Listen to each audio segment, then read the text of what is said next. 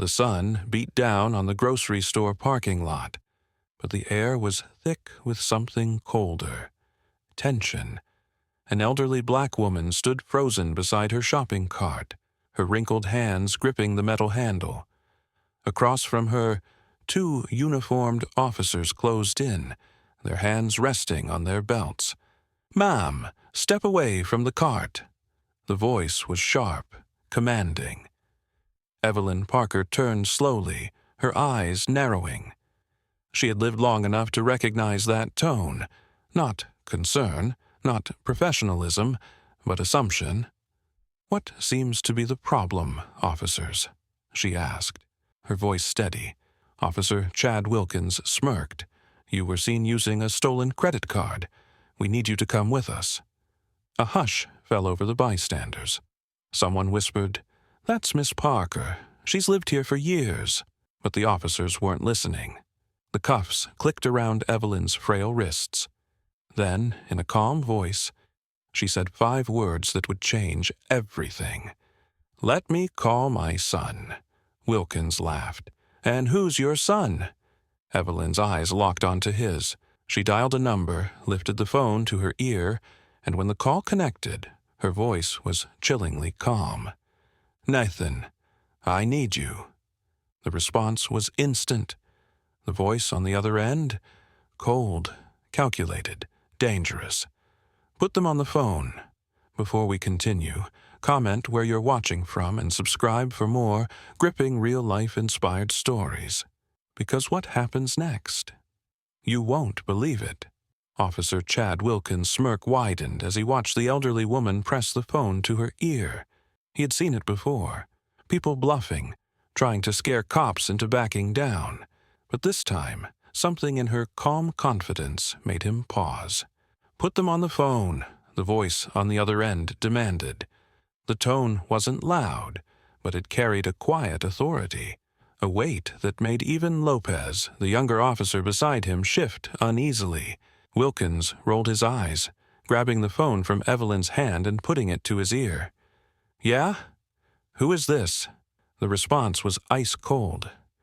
"This is Master Sergeant Nathan Parker, Green Beret. You have exactly 30 seconds to let my mother go. If you don't, you will regret it." Wilkins let out a short, mocking laugh, glancing at Lopez as if to say, "Can you believe this guy?" He shook his head and spat. "Listen, pal, I don't care if you're the president. Your mommy is coming to the station." He ended the call and tossed the phone onto the hood of the police car. Evelyn didn't flinch. She just watched him, that same quiet smile on her face.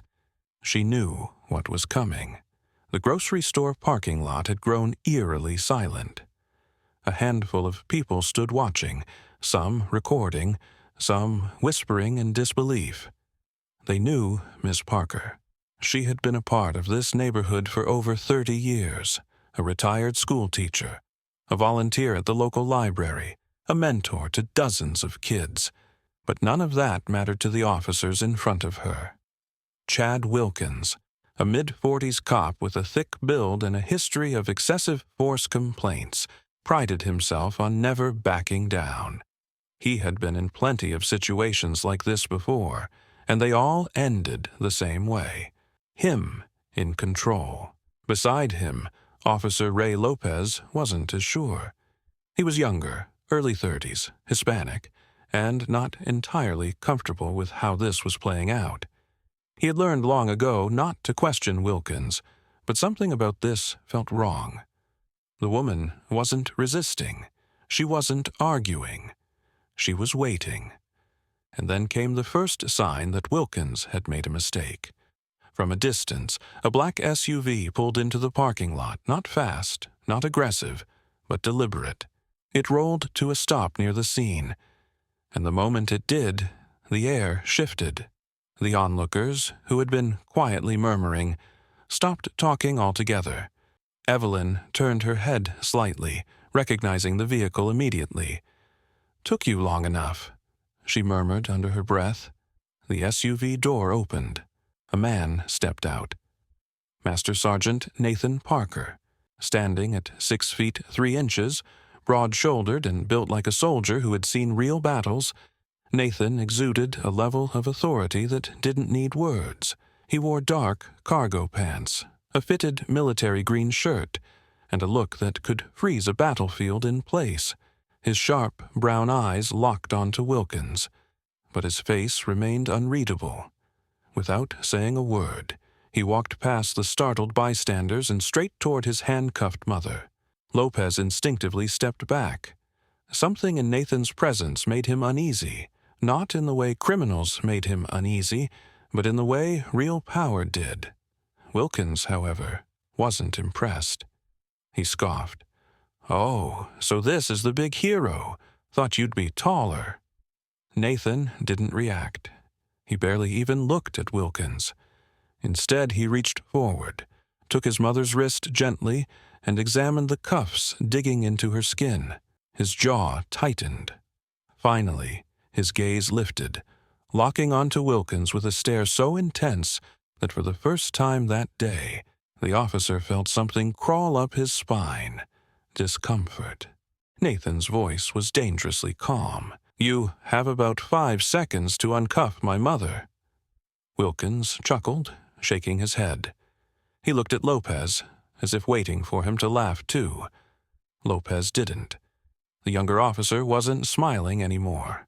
He recognized the name now. Master Sergeant Nathan Parker.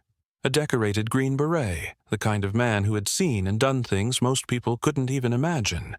A man trained to eliminate threats before they even became threats. And right now, he was looking at Wilkins like he was one. The parking lot felt smaller, like the space itself had shrunk. The tension was so thick it was suffocating. The bystanders watched without a sound, cameras still rolling. Wilkins' smirk wavered, only slightly, but enough. Then Nathan took a single step closer and said, 4 seconds. The power had shifted, and everyone could feel it. The moment hung in the air, thick with tension. Nathan Parker stood still, his eyes locked onto Officer Wilkins, his body language calm yet commanding. The officer's grip on his mother's arm was still firm, but something had changed. The smirk that had once been on Wilkins' face was gone, replaced with something closer to uncertainty. Nathan had just spoken the words that sent a chill down Lopez's spine. 4 seconds. The younger officer swallowed hard. He had seen men like Nathan Parker before, not on the streets, but in news reports, in military stories, in classified training briefings about men who operated at the highest level of combat. Nathan wasn't just another angry civilian. He was a weapon in human form. Wilkins, however, wasn't backing down, at least not yet. He straightened his stance, tightening his grip on Evelyn's arm as if to prove a point. "Or what?" Wilkins challenged, his voice dripping with forced bravado. Nathan's expression didn't change. He took another step forward. 3 seconds. Lopez exhaled sharply, stepping slightly away from Wilkins. This was spiraling, and he knew it. He looked at his partner, seeing the cracks forming in his confidence. Wilkins' hand twitched near his holster. A reflex. A terrible, dangerous reflex. Nathan's eyes flickered to the movement. He didn't flinch. He didn't even acknowledge it with words. He just let the weight of his presence sink deeper into Wilkins' chest. "You're making a mistake," Nathan finally said, his voice calm but razor-sharp. "You put your hands on my mother. You humiliated her. You disrespected her. Now you're thinking about reaching for that weapon on your hip. You have no idea how bad that decision would be for you." Lopez froze. He could feel it. The shift in control, the absolute dominance in Nathan's tone. Wilkins forced a chuckle, but it was weaker now. He knew this wasn't just a bluff anymore. Something in Nathan's unwavering confidence, the way he spoke with certainty, it made him second-guess every move he had made so far. "You think you can intimidate me?" Wilkins sneered. "You think some military training makes you above the law?" Nathan took another step forward, now only inches away from Wilkins. 2 seconds. Wilkins' heart pounded. He could hear his own pulse in his ears. The crowd watching was dead silent now. No one spoke, no one moved. Some held their breath, cameras still recording. Lopez licked his lips, his voice low. "Chad, just take off the cuffs." Wilkins' head snapped toward him. "What?" "Take them off," Lopez repeated, his voice firmer. This is wrong, man." Wilkins' jaw tightened. He wasn't used to being challenged. Not by civilians, and definitely not by his own partner. Nathan watched the exchange, his patience thin. His voice dropped even lower, almost to a whisper, but somehow it felt louder than anything else in the parking lot. 1 second, Wilkins hesitated. His fingers twitched again, but this time they moved away from his holster. Slowly, he exhaled and yanked the keys from his belt. With an aggressive motion, he unlocked the cuffs from Evelyn's frail wrists. The metal clattered to the ground, the sound echoing through the tense silence. Nathan's mother rubbed her wrist slowly, then turned her eyes to her son. "Thank you, baby," she said softly. Nathan nodded, but his gaze never left Wilkins. The officer hated the feeling creeping up his spine. He had lost. And worse, he knew it. But Nathan wasn't done yet. He took one more step closer, so close that Wilkins had no choice but to look up at him. "This isn't over," Nathan said quietly, but with a finality that sent chills through everyone who heard it. "You're going to answer for what you did today." Wilkins swallowed hard. He wanted to argue, to say something smart, but his mouth had gone dry. Nathan stepped back and turned to his mother. "Are you hurt?" Evelyn smiled gently, shaking her head. "I'm fine now." Nathan let out a slow breath.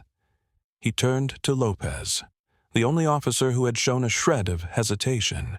"You were scared," Nathan observed, his tone neutral. "But you knew this was wrong." Lopez said nothing. He just lowered his head. Nathan nodded. "You'll have to live with that." With that, he took his mother's hand, guiding her toward the waiting black SUV. As they walked away, the power shift was undeniable. Wilkins stood there, his face pale, his chest rising and falling heavily. Lopez finally spoke in a hushed voice. "You know we're screwed, right?" Wilkins clenched his jaw. He knew. He just didn't know how bad it was about to get. Wilkins' breath was uneven as he stood frozen in place, watching Nathan Parker lead his mother away. The officer's hands balled into fists, his jaw tight with frustration. He had always been the one in control, until now. Lopez had been right. They were screwed. But Wilkins wasn't ready to accept defeat. Not yet. "This isn't over," he called after them, his voice sharp. But there was an edge of uncertainty in it now. Nathan stopped mid-step. His mother, Evelyn, turned to him, placing a gentle hand on his forearm. "Nathan, let it go." But Nathan's expression didn't change. He wasn't the kind of man to let things go. He turned around slowly, locking eyes with Wilkins. The intensity in his stare made the officer's stomach twist. It was the look of a man who had seen real battles, real danger, and who didn't consider Wilkins either. Nathan took 3 steps forward, closing the distance between them once again. "You want this to go further?" Nathan's voice was low, controlled, but there was something beneath it. A warning. Wilkins straightened his shoulders, trying to regain his footing. He gestured toward Nathan's SUV. "I don't care who you are. You and your little soldier act don't scare me." Nathan tilted his head slightly. He had met men like Wilkins before, men who thought power came from a badge or a gun, men who had never been tested by something real. "You think this is an act?" Nathan's voice was quieter now, but somehow that only made it more dangerous. Wilkins swallowed hard. Something felt off. The parking lot was still silent. The bystanders were watching, phones still recording. But it wasn't just them anymore. Another black SUV had pulled up. And then another. Wilkins blinked as the doors opened. 3 men stepped out, all dressed similarly to Nathan. Tall, muscular, unshaken, green berets. Their presence alone sent a ripple of unease through the air. Lopez took an instinctive step back. He wasn't the only one. Nathan didn't have to introduce them. Their presence spoke for itself. "Chad, man, let this go." Lopez's voice was barely a whisper now, his face pale. But Wilkins wasn't backing down. Not in front of an audience. "I'm a cop. You think you can just intimidate me with your little army?" He spat, his voice slightly weaker than before. Nathan took another step forward. "I don't need to intimidate you, Officer Wilkins." His voice was like steel now. "I just need to remind you of one thing." Nathan's sharp eyes flickered to the badge on Wilkins' chest. "That badge means you're supposed to serve and protect. Not harass, not abuse. But you've been playing a different game. And now, you're losing." Wilkins opened his mouth to respond, but before he could, the deep sound of sirens echoed in the distance. Multiple police units were approaching, fast. Lopez's face turned even whiter. "Oh, no!" Nathan folded his arms as the squad cars skidded to a stop, blocking off the parking lot entrance. Wilkins frowned, confused. He had expected backup. But when the officers emerged, their expressions weren't on his side. The chief of police himself stepped out of the lead vehicle. A tall, broad-shouldered black man with salt-and-pepper hair, his expression was one of pure disappointment. "Wilkins," the chief called, his voice low but authoritative. Wilkins turned, swallowing hard. "Chief, these people are interfering with—" "Save it!" The chief's voice was sharp. His eyes flickered to the bystanders, all still recording, then to Nathan, whose stance remained calm, unreadable. Then his gaze landed on Evelyn Parker. The chief exhaled. "You arrested Miss Parker?" His voice was dangerously quiet now. Lopez spoke first, his voice laced with regret. "It wasn't my call, sir. It was Wilkins." Wilkins shot him a glare. "Are you serious right now?" Lopez didn't respond. He just looked away. Nathan watched, saying nothing. His job here was already done. The chief took a slow step forward, his disappointment turning to anger. "You handcuffed a 72-year-old retired teacher in the middle of a parking lot? Over a false accusation? You humiliated her in front of her own neighbors, without evidence?" Wilkins looked cornered now. His mouth opened, but nothing came out. Nathan took the moment to step back beside his mother, placing a protective hand on her shoulder. The chief turned to Lopez. "Officer Lopez, remove Wilkins' badge and gun." The entire parking lot gasped. Wilkins froze. "Wait, what? Sir, you can't be serious." "Now, officer." Lopez hesitated only for a second before reaching over and unhooking Wilkins' badge. He handed it to the chief, then took his gun next. Wilkins' face turned red, his chest rising and falling quickly. This wasn't supposed to happen. "You're done," the chief said coldly. "Turn around." For the first time, Wilkins was the one having his hands pulled behind his back. Nathan watched with no emotion. Wilkins' eyes flickered to him, filled with rage, embarrassment, defeat. "You set me up," he hissed. Nathan finally spoke, his voice calm. "Number you set yourself up." Click. The sound of Wilkins' own handcuffs tightening around his wrists was the last thing he heard before he was shoved into the back of a squad car. The crowd erupted into cheers. Nathan looked at his mother. "You ready to go home?" he asked. Evelyn smiled. "Let's go, baby." The two of them turned toward the SUV, walking away while Wilkins sat in the back of the patrol car, powerless. The shift in control was undeniable, and justice had just begun. The police car doors slammed shut, locking Officer Chad Wilkins inside. His once confident smirk had vanished, replaced by a look of pure disbelief. He jerked his wrists, testing the tightness of the cuffs, his own cuffs. But there was no escape. Nathan Parker didn't even glance at him as he helped his mother into the black SUV. He had already won. The crowd hadn't stopped recording. The air was filled with murmurs, gasps, and the occasional cheer as Wilkins sat humiliated. The very thing he had used to control others now holding him down. But the real shock was just beginning. Nathan stood beside the chief of police, his arms crossed, watching Wilkins in the back seat of the squad car. The chief's expression was unreadable, but there was something cold in his eyes, the look of a man who had finally had enough. "This isn't just about today, is it?" Nathan asked quietly. The chief exhaled, rubbing his temple. He was a man who had spent years trying to clean up the department, but officers like Wilkins had always found ways to slip through.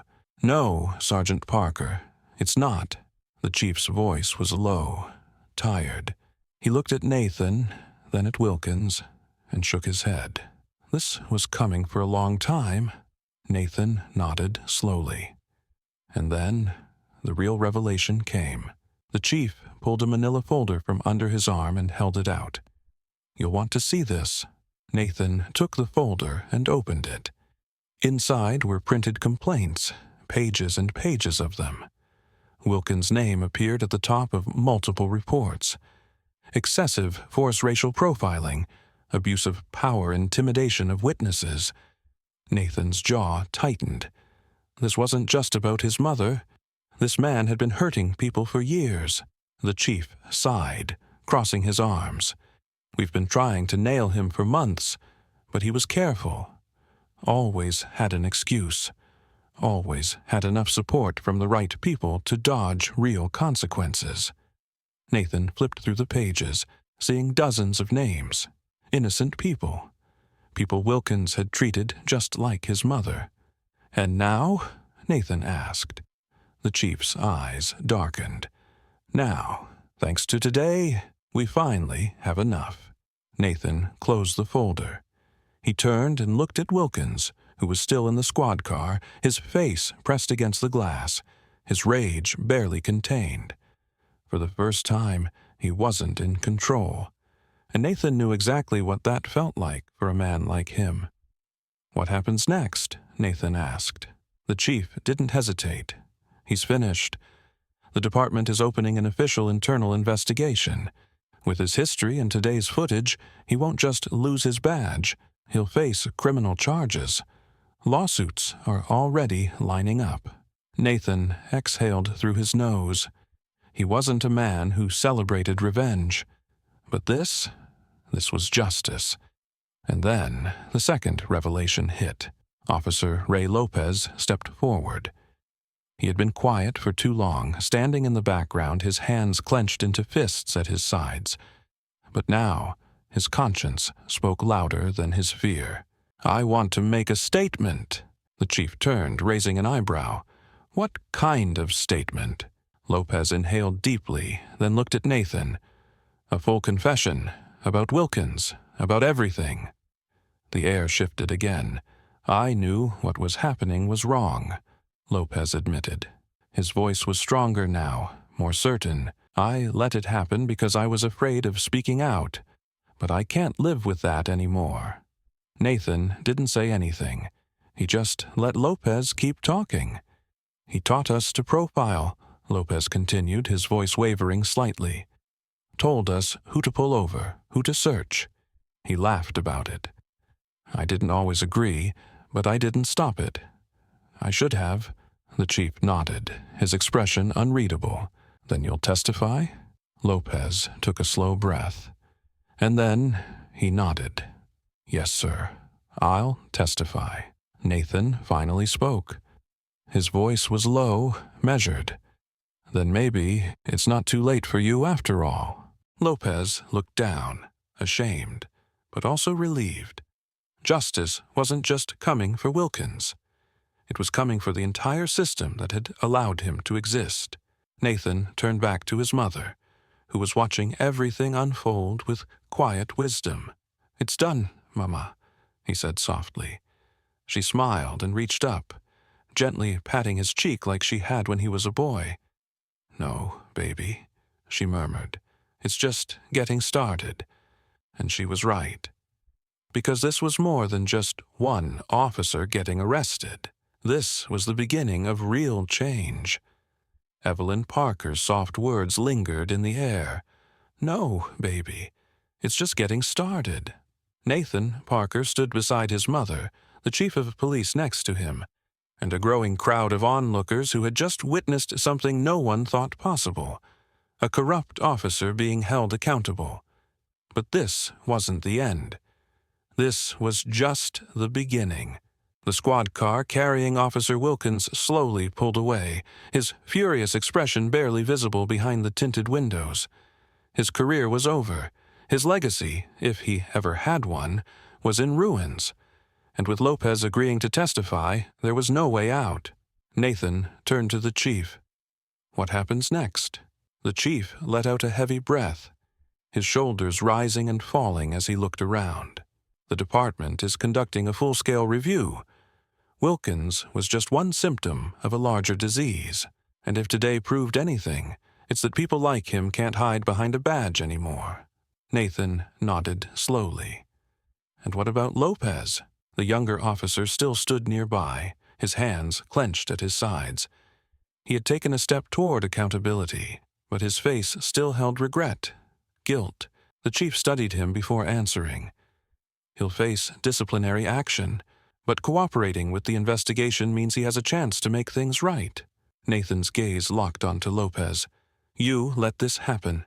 His voice was calm but firm. Lopez swallowed hard.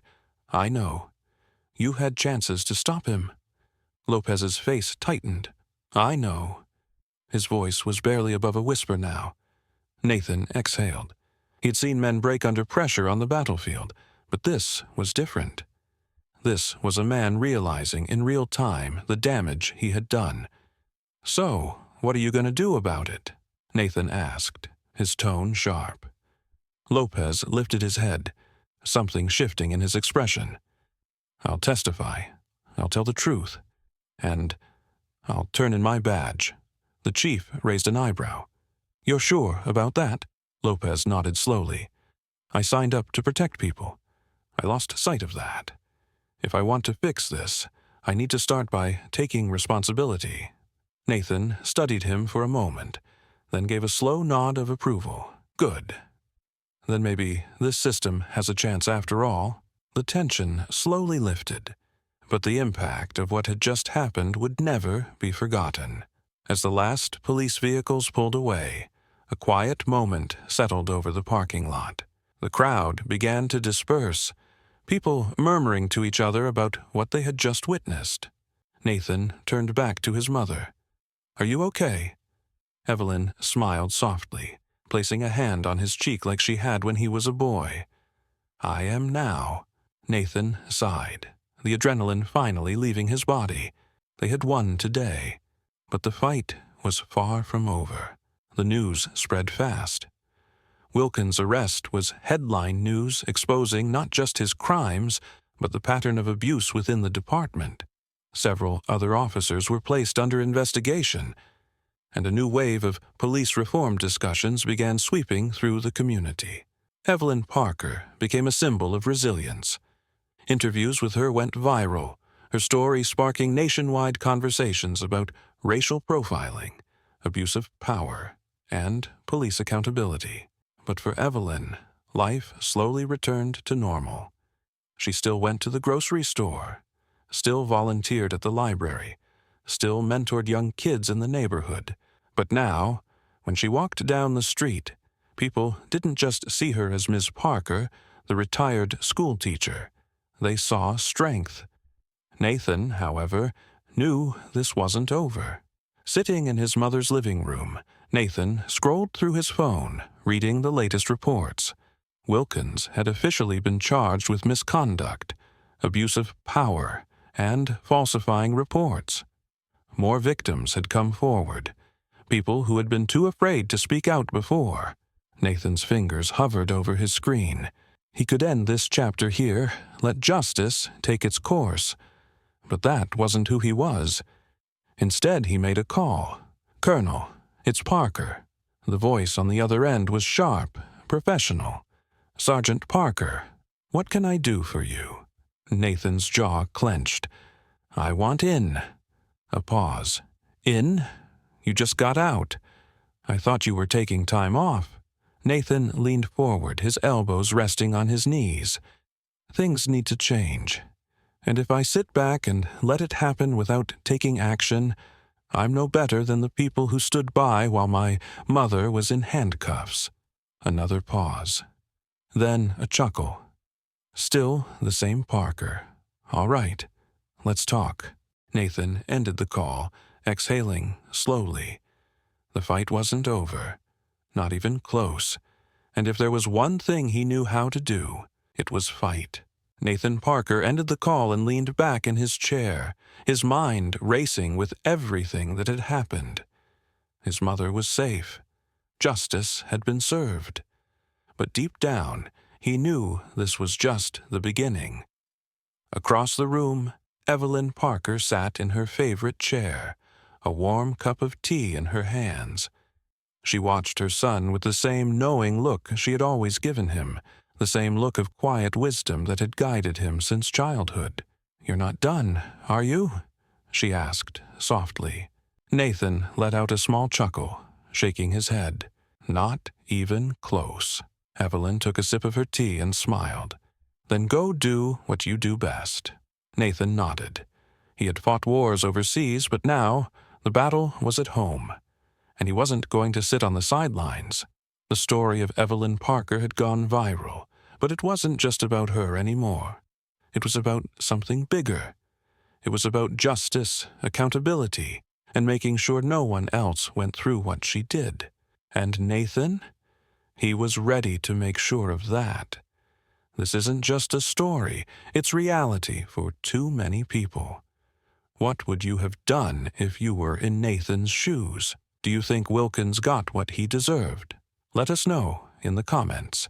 If you believe in justice and standing up for what's right, hit that like button and subscribe for more powerful real-life inspired stories. Because the fight for justice, it's far from over.